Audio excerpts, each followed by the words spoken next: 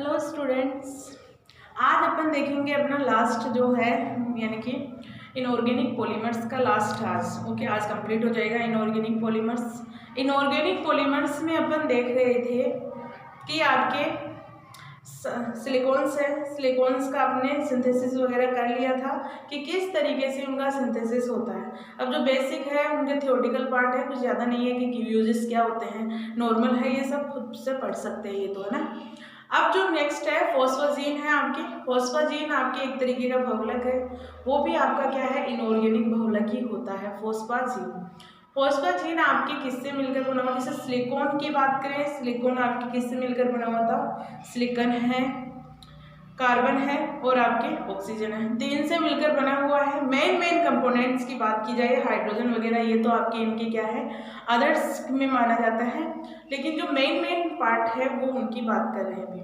जैसे इसी तरीके फॉस्फाजीन की बात करें, फॉस्फाजीन में आपके क्लोरीन होता है और नाइट्रोजन होता है और फास्फोरस होता है, इन तीन से मिलकर बना होता है फॉस्फाजीन। ओके,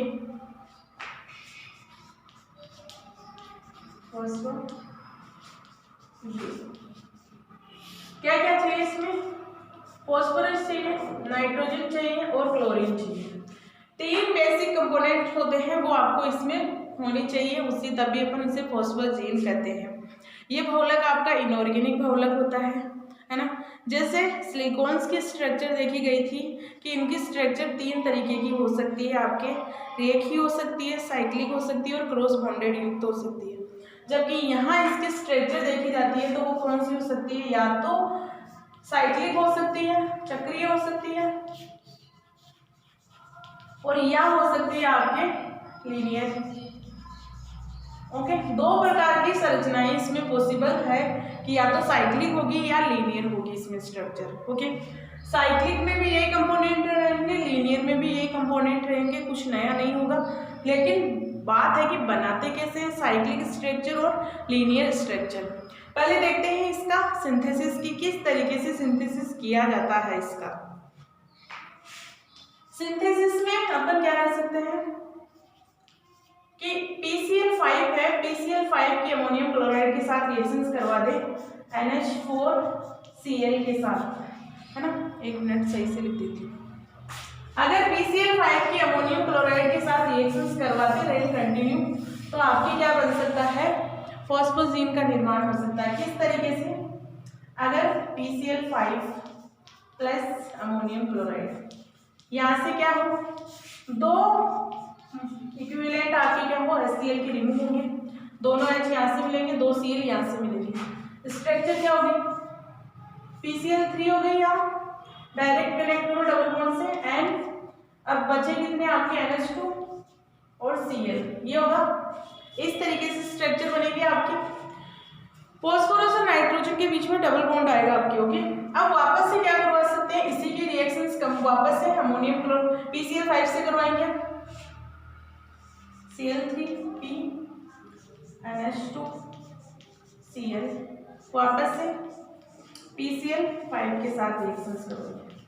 PCl5 के साथ रिएक्शंस करवाने पर क्या होगा, यहाँ से दो H2 वापस से निकल जाएंगे, बनेगा क्या आपका Cl3 double P double bond and आपके, और ये PCl4।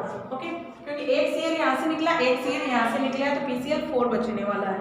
फिर से वापस से इसकी रिएक्शंस NH4Cl से करवाते हैं, यानी कि अमोनियम क्लोराइड के साथ करवाते हैं, PCl Cl3P double bond and PCl4 NH4Cl, इसके साथ रिएक्शंस करवाते हैं।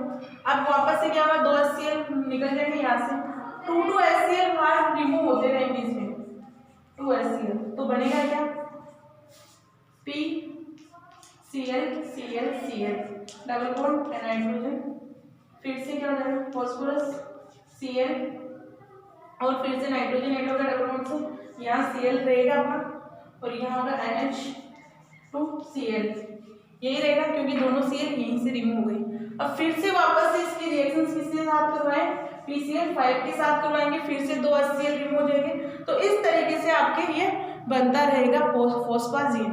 ये रिएक्शंस तब तक चलती रहेगी जब तक कि इसके अंदर कोई अपन यानी कि रिएक्शंस के लिए रोकने के लिए कुछ दूसरा रिएजेंट नहीं डाल देते हैं। तब अगर या कंप्लीट जो रिएक्टेंट और रिएजेंट है वो कंप्लीट प्रोडक्ट में कन्वर्ट नहीं होते, तब तक ये रिएक्शंस आपकी क्या होती है, चलती जाती है कंटिन्यू। ओके, इस तरीके से ये रिएक्शंस करवाई जाती है। अब आपके जो मेन है फॉस्फोजीन वो आपका ये है, यानी कि फॉस्फोजीन माना जाता है कि आपके किससे मिलकर बना हुआ है, NPCl3 से मिलकर बना हुआ होता है फॉस्फाजीन। ओके, NPCl3 नॉर्मल फॉर्मूला हो गया, ये हो गया NPCl3, क्योंकि वापस से यूनिट्स वो हो गई, रिवाइज हो गई है ना। तो इस तरीके से ये रिपीट होती रहेगी है ना। ये आप एक यूनिट आपके क्या होती है, रिपीट होती रहती है आपके फॉस्फाजीन में। मेन फॉस्फाजीन आपका यही होगा। अब आपकी बात आती है, अब देखो यहाँ देखा जाए तो फॉस्फोरस और नाइट्रोजन के बीच में दो प्रकार के बॉन्ड पाए जाते हैं। यहाँ सिंगल बॉन्ड भी है और डबल बॉन्ड भी है। ओके, अब अपने को क्या करना है, फॉस्फोजीन की दो स्ट्रक्चर पॉसिबल थी आपकी, एक तो साइक्लिक स्ट्रक्चर थी और आपकी एक लीनियर स्ट्रक्चर थी। साइक्लिक स्ट्रक्चर तो अपन अब बनाएंगे, लेकिन लीनियर स्ट्रक्चर अगर इसी की रिएक्शंस कंटिन्यू करते रहें, इसकी PCl5 के साथ होती रहेगी, फिर से वापस अमोनियम क्लोराइड के साथ करवाते रहेंगे, ये रिएक्शन चलती रहेगी, तो ये आपकी क्या स्ट्रक्चर बनेगी, ओनली लीनियर स्ट्रक्चर बनती रहेगी। लेकिन अपने को अगर साइक्लिक स्ट्रक्चर बनाना है तो कैसे बनेगी आपकी, जैसे बेंजीन की स्ट्रक्चर होती है सेम वैसी स्ट्रक्चर इसकी रहने वाली है। बेंजीन की संरचना को अपन उसे दो भागों में डिवाइड करते हैं आपके, एक तो चेयर फॉर्म और बोट फॉर्म में। चेयर और बोट में क्यों करते हैं, क्योंकि कोई भी स्ट्रक्चर या कोई भी संरचना अपने आप को स्थायित्व करना, स्थायित्व यानी कि स्थायी अवस्था में लाना चाहती है। जब बेंजीन चेयर और बोट फॉर्म में आती है तो ज़्यादा स्टेबल होती है, कन्फर्म है, यानी कि साइक्लोहेक्सेन की तो देखिए कम से कम। इसी तरीके से ये स्ट्रक्चर भी अब क्या होती है, खुद को स्टेबिलिटी के लिए क्या करती है, चेयर एंड बोट फॉर्म में कन्वर्ट कर लेती है। तो देखते हैं किस तरीके से बनेगी आपके।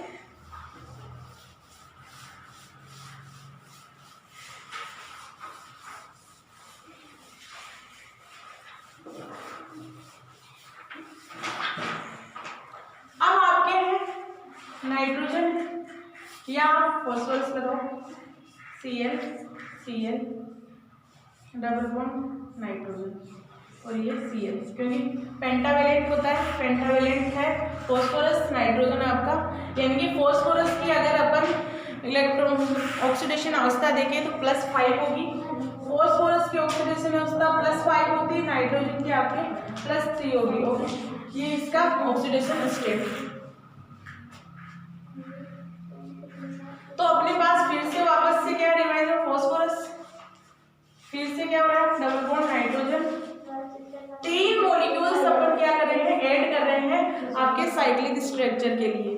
तो फिर से क्या होगा, single bond phosphorus nitrogen double bond और ये हो गया Cl। यहाँ से 2 आएगा, यानी कि एक Cl और बाहर निकल जाएगा आपके, क्योंकि यहाँ आपको पेंटावेलेंट करना है। तो आपके इस तरीके से 2 Cl हो गए, यहाँ से 2 Cl हो गए, 2 Cl हो गए। इस तरीके से आपके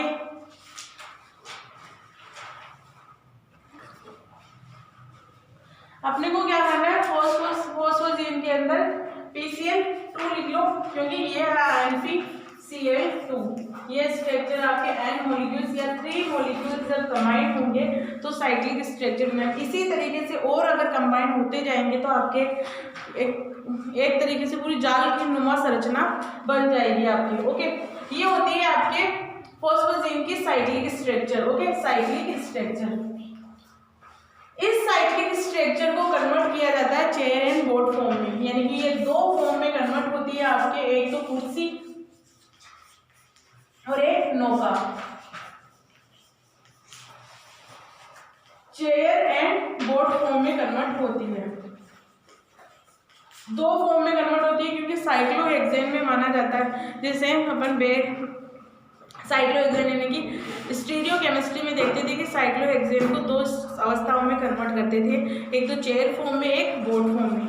इसी तरीके से इसे भी अपन कन्वर्ट करेंगे चेयर और बोर्ड फॉर्म में, क्योंकि ये स्टेबल उसी अवस्था में रहती है जिस अवस्था में नहीं रह पाती। उनमें से चेयर अगर बोर्ड फॉर्म में देखा जाए तो चेयर फॉर्म सबसे ज़्यादा स्थायी होती है बोर्ड फॉर्म की तुलना में। ओके, तो पहले साइक्लोहेक्सेन को कन्वर्ट करके देखते हैं।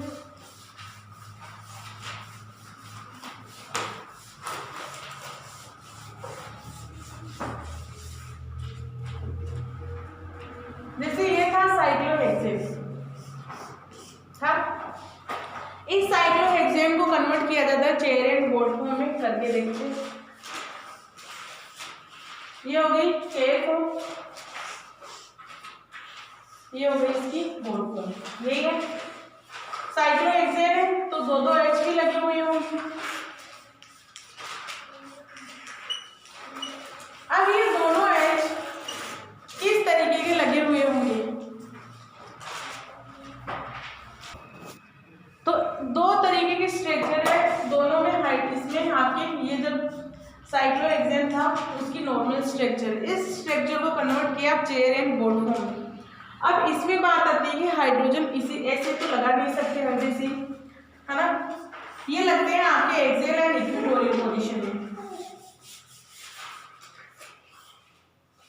एक्सियल और इक्वेटोरियल में लगेंगे आपके, और लगेंगे किस तरीके के, सबसे ज्यादा स्टेबल स्ट्रक्चर ये होगी, स्टेबल होगी आपकी, और ये लेस स्टेबल होगी, है ना। इसमें लगाए जाते हैं एक्सियल और इक्वेटोरियल पोजीशन पर।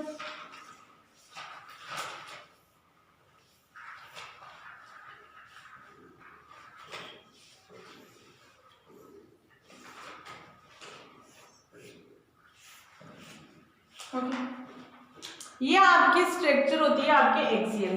ओके, ये इक्वेटोरियल होगा, फिर इसमें देखना ये एक्सियल है तो ये इक्वेटोरियल होगा, और ये अगर इक्वेटोरियल है तो ये एक्सियल होगा। एक दूसरे के अल्टरनेट पोजीशन में करना है आपको, और ये आपका फिर से एक्सियल होगा, ये इक्वेटोरियल हो जाएगा।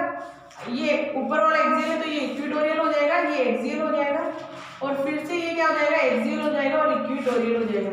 ओके, इस तरीके से कन्वर्ट होते रहते हैं। सॉरी, इसको थोड़ा सा एक्सियल एक्सियल गलत कर दिया थोड़ा सा। ये आपका क्या है, इक्वेटोरियल, ये एक्सियल, वापस से सही करती हूँ।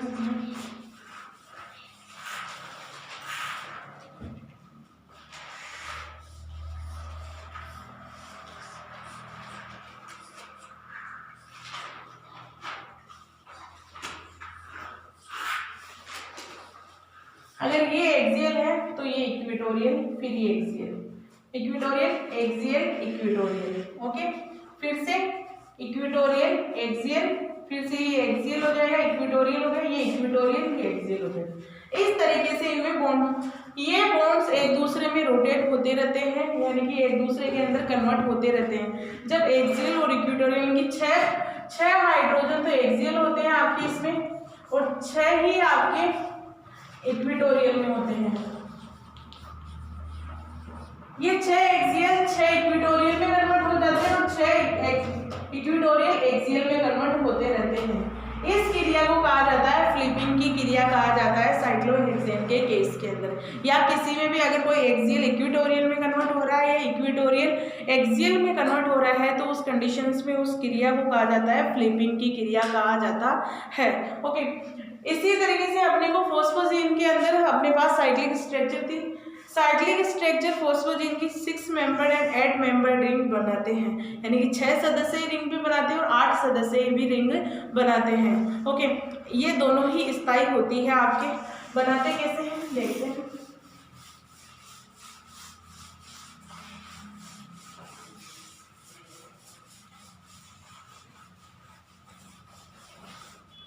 छह सदस्य आपके, ये था आपके nitrogen, phosphorus, nitrogen, phosphorus, nitrogen, phosphorus, ये था, दो Cl थे। इस तरीके से इससे साइक्लिक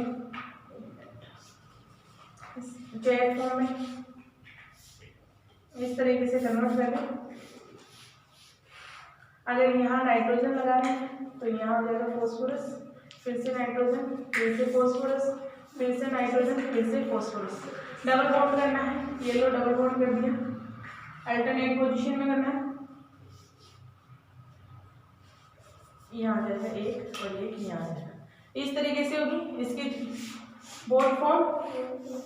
ये हो जाएगी nitrogen phosphorus, nitrogen phosphorus, nitrogen phosphorus, यहाँ डबल बॉन्ड, यहाँ डबल बॉन्ड, यहाँ डबल बॉन्ड। ये आ गई बॉन्ड फॉर्म, ये हो गई इसकी चेयर फॉर्म।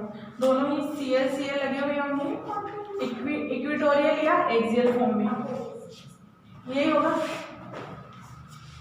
इस तरीके से इसकी स्ट्रक्चर बनाई जाती है। ओके, अब यहाँ बात आती है कि जैसे बेंजीन की बात करते हैं अपन, बेंजीन में क्या होता है, ये पाई बॉन्ड डीलोकेलाइज होते रहते हैं, यानी कि ये क्या होते हैं, यहाँ अनुनाद की क्रियाएं पाई जाती है, लगातार डीलोकेलाइजेशन होता रहता है, जबकि यहाँ डीलोकेलाइजेशन नहीं होता है। क्यों नहीं होता है? इसमें क्या होता है, कार्बन और कार्बन के बीच में क्या होता है, पाई पाई बॉन्ड होते हैं, पी पाई होता है। कार्बन में इस कार्बन के पास भी पी पाई होता है, इस कार्बन के पास भी पी पाई होता है, बट यहाँ तो पी पाई है, लेकिन फॉस्फोरस के पास क्या है, डी पाई होता है।